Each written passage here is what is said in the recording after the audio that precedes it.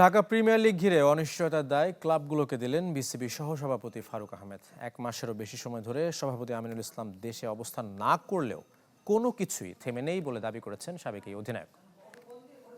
Click backup LED light load shedding এ দেয় 3 ঘন্টার ব্যাকআপ। লাইটের ব্যাকআপ, লাইফের ব্যাকআপ। এক সময় আমরা ঢাকা প্রিমিয়ার লিগ খেলতাম। সামাজিক যোগাযোগ মাধ্যমে এরকম লেখা পোস্ট করে ক্রিকেটারদের ব্যতিক্রমী প্রতিবাদ। অন্ধকারে দেশের ঘরোয়া ক্রিকেট। তাই জাকের আলী অনেক, নুরুল হাসান সোহানদের মতো হতাশ দেশের 2 শতাধিক ক্রিকেটার। বিসিবির সাথে ক্লাবগুলোর দূরত্বের বলি হচ্ছেন লোকাল ক্রিকেটাররা। এ পরিস্থিতির জন্য পুরো দায় ক্লাবগুলোকে দিলেন বিসিবির সহ সভাপতি ফারুক আহমেদ।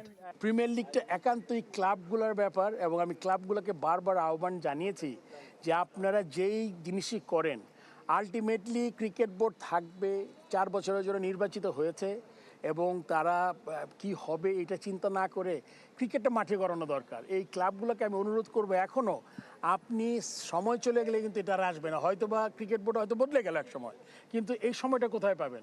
পারিবারিক কারণে 16 ফেব্রুয়ারি দেশ ছেড়েছিলেন বিসিবি সভাপতি আমিনুল ইসলাম।